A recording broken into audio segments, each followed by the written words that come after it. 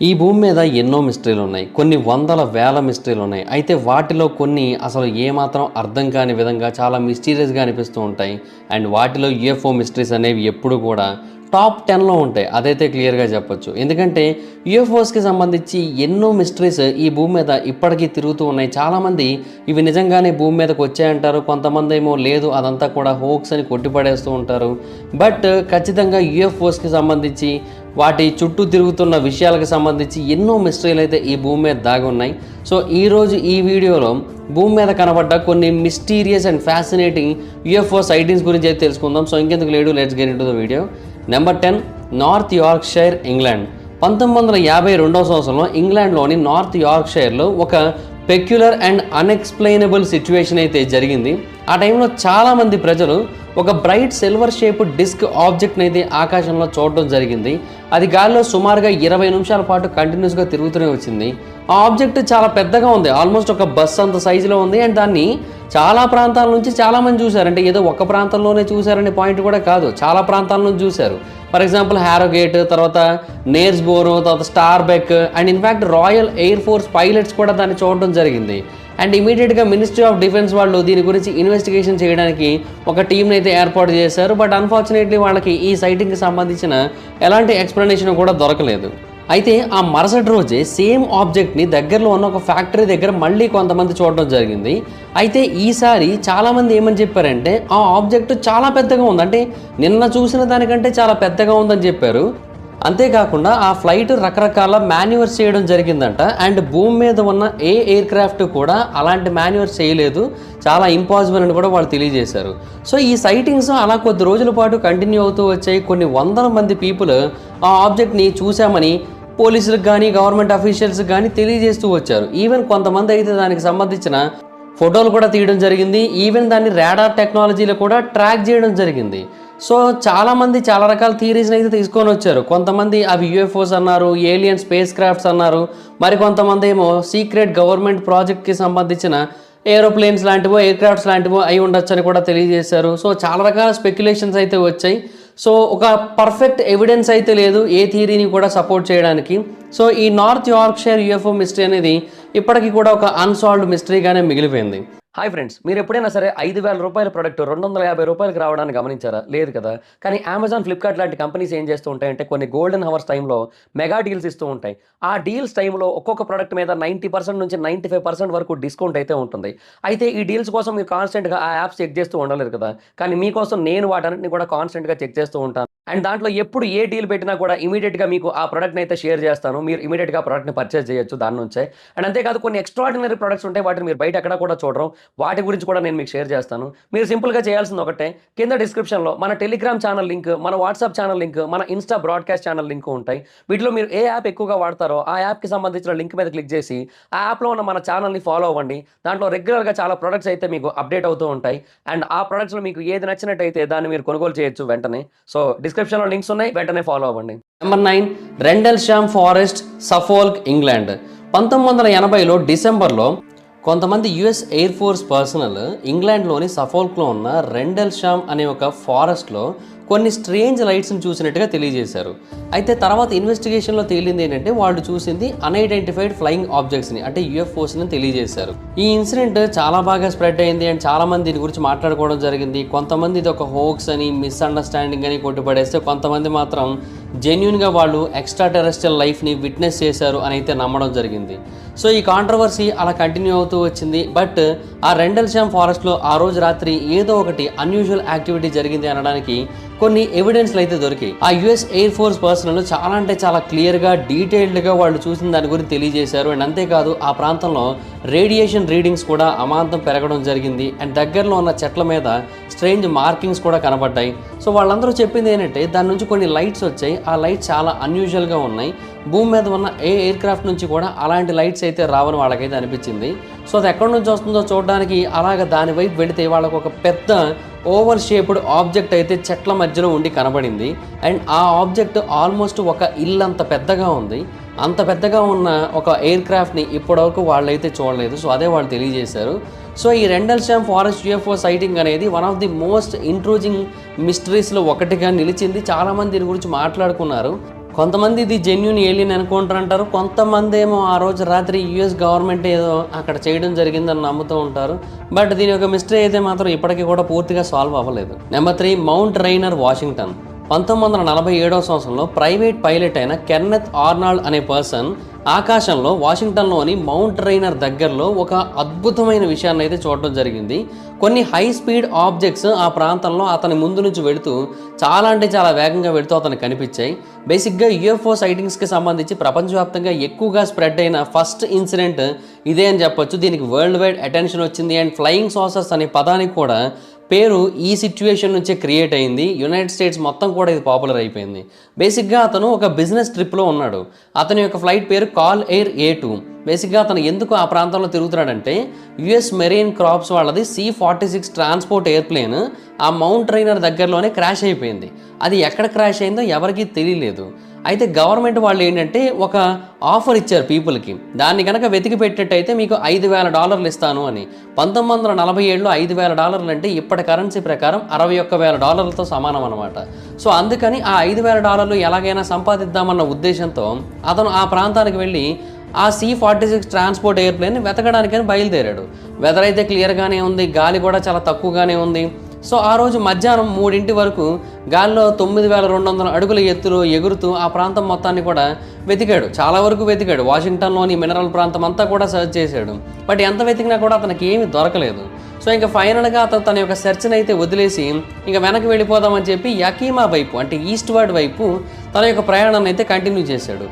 ఆ టైంలో అతనికి ఒక బ్రైట్ ఫ్లాష్ లైట్ అయితే కనబడింది. అండ్ అది ఎలా కనబడిందంటే సన్లైట్ ఒక పెద్ద మిర్రర్ నుంచి రిఫ్లెక్ట్ అయితే ఎలా కనబడుతుంది అలా కనబడ్డది అనమాట. అండ్ ఆ టైంలోనే ఆర్నాల్డ్కి 9 ఆబ్జెక్ట్స్ కనిపించాయి. ఆ 9 ఆబ్జెక్ట్స్ కూడా గంటకి 1,200 మైళ్ళ వేగంతో ప్రయాణిస్తున్నాయి. అంటే భూమి మీద ఉన్న ఏవైతే ఎయిర్ క్రాఫ్ట్స్ ఉన్నాయో అప్పటి వరకు అవి ప్రయాణించే వేగం కంటే సుమారుగా 2 రెట్లు ఎక్కువ వేగం అనమాట.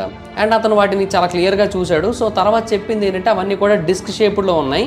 అండ్ వాటి యొక్క డయామీటర్ సుమారుగా 25 నుంచి 50 అడుగులు, అంటే 7.6 నుంచి 15.2 మీటర్ల వరకు వాటి యొక్క డయామీటర్ ఉందని తెలియజేశాడు. అండ్ కంప్లీట్గా మెటాలిక్ ఆబ్జెక్ట్స్ లాగే కనబడ్డాయని కూడా తెలియజేశాడు. ఆ ఆబ్జెక్ట్స్ అన్నీ కూడా V ఫార్మేషన్లో మూవ్ అవుతూ ఉన్నాయి. అండ్ డైరెక్షన్ ఇష్టం వచ్చినట్టుగా మార్చుకుంటూ ఉన్నాయి. సో ఇవన్నీ చూసి ఆర్నాల్డ్కి చాలా భయం వేసింది కూడా. ఆ తర్వాత ఎయిర్ ఫోర్స్ వాళ్ళు దీని గురించి చాలా వరకు ఇన్వెస్టిగేట్ చేశారు. బట్ వాళ్ళు ఆ ఆబ్జెక్ట్స్ని అయితే కనుక్కోలేకపోయారు. వాళ్ళు ఏమని చెప్పారంటే అవి వెదర్ బెలూన్సో లేదంటే ఏమైనా వేరే హ్యూమన్ మేడ్ ఆబ్జెక్ట్స్ అయి ఉండొచ్చు అని తెలియజేశారు. బట్ ఆర్నాల్డ్ కానీ వేరే విట్నెస్లు కానీ అవి వెదర్ బెలూన్స్ కాదు, హ్యూమన్ మేడ్ ఆబ్జెక్ట్స్ కాదని ఖచ్చితంగా బల్లగుద్దు మరీ చెప్తున్నారు. సో ఏమో మరి ఈ మిస్టరీ కూడా సాల్వ్ అవ్వలేదు. నెంబర్ 4, కార్వాన్, నార్త్ కొరియా.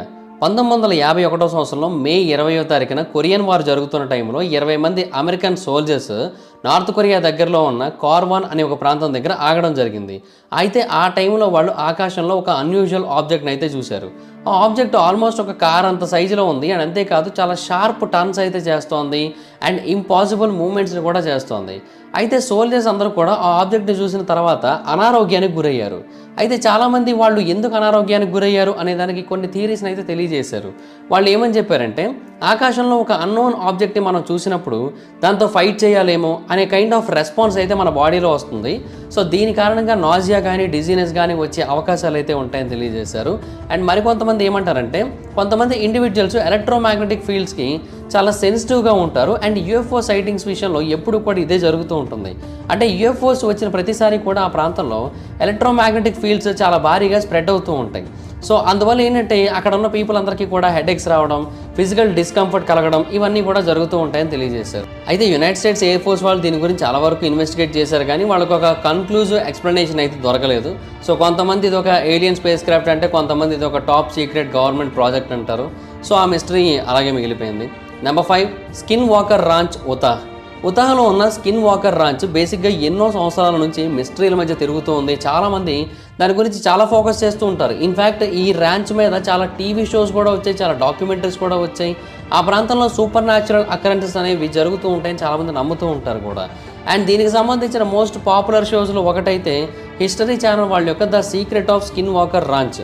ఆ షోలో చాలామంది శాస్త్రవేత్తలు, రీసెర్చర్స్ ఆ రాంచ్లో జరుగుతున్న స్ట్రేంజ్ ఫెనామెనా గురించి రీసెర్చ్ చేయడం జరిగింది. అంటే యూఎఫ్ఓ సైటింగ్స్ గురించి, యానిమల్ మ్యూటేషన్స్ గురించి, ఆకాశంలో కనబడే స్ట్రేంజ్ లైట్స్ గురించి, వీటన్నిటి గురించి కూడా కాన్స్టెంట్గా వాళ్ళు రీసెర్చ్ చేయడం జరిగింది.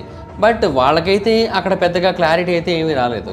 సో ఈ ర్యాంచ్కి ఇంత అటెన్షన్ వచ్చినప్పటికీ కూడా దాని యొక్క ఓనర్స్ అయితే మాత్రం అక్కడ జరుగుతున్న స్ట్రేంజ్ అకరెన్సెస్ గురించి పెద్దగా బయటకైతే చెప్పింది లేదు, చుట్టుపక్కల వాళ్ళు చెప్పడమే తప్ప.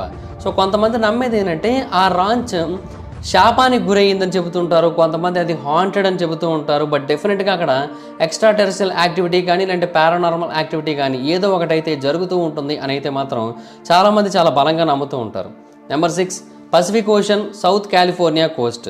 ఆ రోజు డేట్ November 14, 2004 యుఎస్ నేవీ వాళ్ళు ఒక అన్యూజువల్ యుఎఫ్ఓ ఇన్సిడెంట్ అయితే విట్నెస్ చేయడం జరిగింది. దాన్ని టిక్ టాక్ యుఎఫ్ఓ ఇన్సిడెంట్ అని అయితే పిలుస్తూ ఉంటారు. ఈ ఇన్సిడెంట్ ఎప్పుడు జరిగిందంటే యుఎస్ఎస్ నిమిట్జ్ వాళ్ళు క్యారియర్ స్ట్రైక్ చేస్తున్నారు. ఆ టైంలో కొంతమంది గ్రూప్ అక్కడ ట్రైనింగ్ ఎక్సర్సైజ్ అయితే కండక్ట్ చేస్తున్నారు. ఇదంతా కూడా జరిగింది సదరన్ కాలిఫోర్నియా యొక్క తీరానికి దగ్గరలో. అండ్ ఆ తర్వాత యుఎస్ఎస్ ప్రిన్స్టన్ అనే ఒక క్రూజర్ అడ్వాన్స్డ్ ఏజిస్ రాడార్ సిస్టమ్తో ఎక్విప్ అయి ఉంది. ఇది ఆకాశంలో కొన్ని అన్ఐడెంటిఫైడ్ ఫ్లయింగ్ ఆబ్జెక్ట్స్ చాలా అంటే చాలా వేగంగా వెళ్ళడాన్ని గమనించింది. ఆ ఆబ్జెక్ట్స్ కంప్లీట్గా వైటిష్గా ఉన్నాయి అండ్ 40 అడుగులు పొడవు ఉన్నాయి అండ్ టిక్ టాక్స్ ఆకారంలో అయితే ఉన్నాయి. అండ్ గాలిలో సుమారుగా 80,000 అడుగుల ఎత్తులో ఇవి ప్రయాణిస్తూ ఉన్నాయి. అయితే ఆ తర్వాత ఒక్కసారిగా సముద్రం మీదకి ఇవి డౌన్ అయితే ఒక్కసారిగా 60,000 అడుగులు తగ్గి 20,000 అడుగులకు అయితే వచ్చేసింది. అంటే 80,000 నుంచి 20,000కి డ్రాప్ అయిపోవడం జరిగింది. ఆ తర్వాత ఇవి రాడార్ రేంజ్లో కనిపించలేదు అండ్ ఏమైపోయాయో తెలియలేదు. వీటి గురించి తెలుసుకోవడానికి 2 FA-18F సూపర్ హార్నెట్ ఫైటర్ జెట్స్ని అయితే పంపడం జరిగింది, అంటే ఈ ఆబ్జెక్ట్స్తో ఇంటర్సెప్ట్ అవడం కోసం. ఆ పైలట్స్ చాలా వేగంగా వెళ్ళి ఈ ఆబ్జెక్ట్స్ని అయితే చూశారు, కానీ వీటికి సంబంధించిన ప్రొపల్షన్ విజిబిలిటీ అయితే వాళ్ళకి కనబడలేదు. ఎందుకంటే ఇవి చాలా వేగంగా మూవ్ అవుతున్నాయి అండ్ వాటి యొక్క డైరెక్షన్ కూడా ఇన్స్టెంట్గా మార్చేసుకుంటున్నాయి. సో అందువల్ల వీళ్ళకి ఏం అర్థం కాలేదు.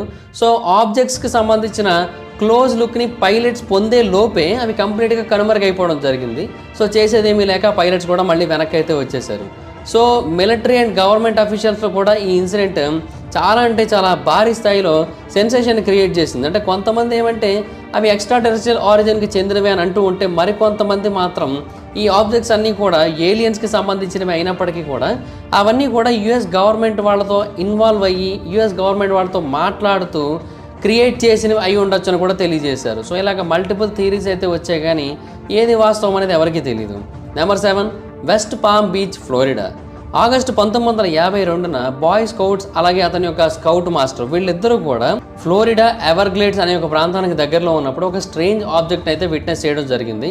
ఆ ఆబ్జెక్ట్ ఆల్మోస్ట్ ఒక కార్ అంత సైజులో ఉంది, కానీ చాలా భారీ స్థాయిలో లైటింగ్ అయితే బయటికి రిలీజ్ చేస్తోంది.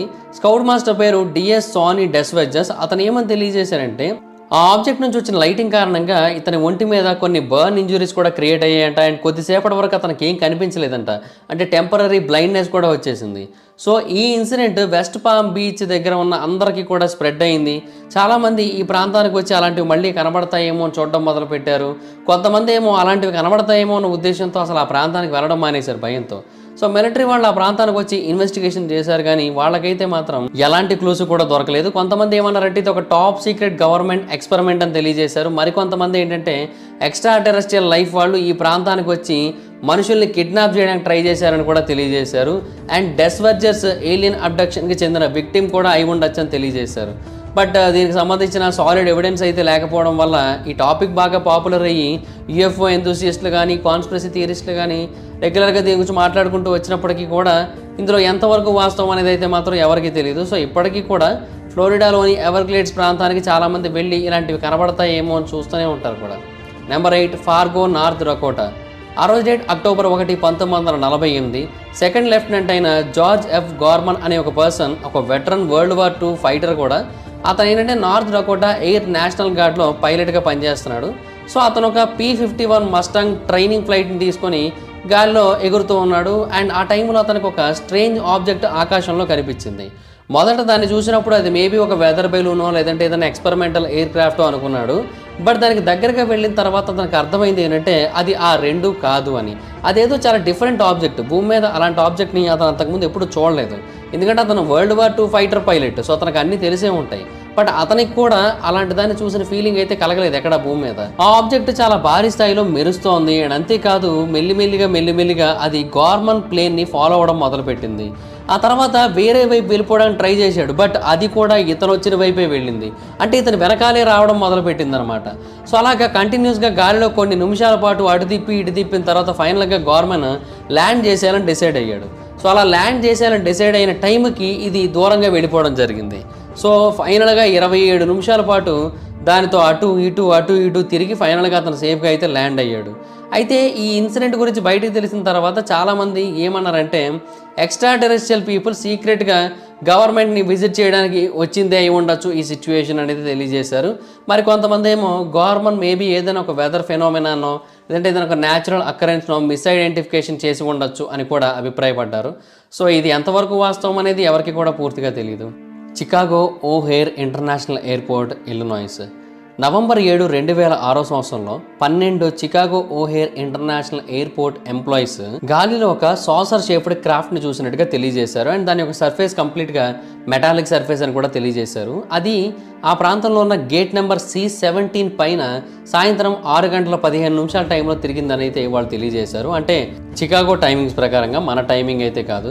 అయితే ఆ ఆబ్జెక్ట్ని మొట్టమొదటిగా ఒక ర్యాంప్ ఎంప్లాయ్ అయితే చూడడం జరిగింది. అతను యునైటెడ్ ఎయిర్లైన్స్ ఫ్లైట్ 446 నార్త్ కరోలినాలోని చార్లెట్ అనే ప్రాంతానికి అయితే వెళ్తోంది. సో దాన్ని అయితే పుష్ బ్యాక్ చేస్తున్నాడు. సో ఆ టైంలో అతను దీన్ని చూడడం జరిగింది. అండ్ ఎంప్లాయ్ ఇమీడియట్గా తన యొక్క మిగతా వాళ్ళందరికీ కూడా దీని గురించి తెలియజేశాడు. పైలట్స్, ఎయిర్లైన్ మేనేజ్మెంట్, మెకానిక్స్ వాళ్ళందరూ కూడా ఈ ఆబ్జెక్ట్ని అయితే విట్నెస్ చేయడం జరిగింది. బట్ ఎయిర్ ట్రాఫిక్ కంట్రోలర్స్ అయితే మాత్రం దీన్ని చూడలేకపోయారు. అండ్ ఆ క్రాఫ్ట్ రాడార్లో కనిపించలేదు. అందువల్ల వాళ్ళకి దీనికి సంబంధించిన ఎలాంటి క్లారిటీ అయితే రాలేదు. విట్నెస్లు తెలియజేసింది ఏంటంటే ఆ ఆబ్జెక్ట్ ఒక కార్ అంత సైజులో ఉంది, చాలా స్మూత్గా ఉంది చూడడానికి, మెటాలిక్ సర్ఫేస్ అయితే ఉంది, అదైతే స్పష్టంగా తెలుస్తోంది. అండ్ చాలా సైలెంట్గా గాలిలో తిరుగుతోంది, ఏమాత్రం శబ్దం వినిపించట్లేదు. అండ్ మోషన్లెస్గా, అంటే అది కదులుతున్న ఫీలింగ్ అయితే రావట్లేదు. ఆ ఆబ్జెక్ట్ కొన్ని నిమిషాల పాటు అలాగే వాళ్ళందరికీ కూడా కనిపించింది. ఆ తర్వాత సడన్గా ఏమైందో తెలియదు కానీ కంప్లీట్గా మాయమైపోయింది. దీని గురించి ఫెడరల్ ఏవియేషన్ అడ్మినిస్ట్రేషన్ FAA వాళ్ళు ఇమీడియట్గా ఇన్వెస్టిగేషన్ అయితే స్టార్ట్ చేశారు. బట్ విట్నెస్లు ఏదైతే చెప్పారో దానికి సంబంధించిన ఎలాంటి ప్రూఫ్ని కూడా వాళ్ళైతే కనుక్కోలేకపోయారు. FAA వాళ్ళు చెప్పింది ఏంటంటే మేబీ అదొక వెదర్ ఫెనోమెనన్ అయి ఉండొచ్చు, అంటే హోల్ పంచ్ క్లౌడ్ లాంటిది అయి ఉండొచ్చు అని అయితే తెలియజేశారు.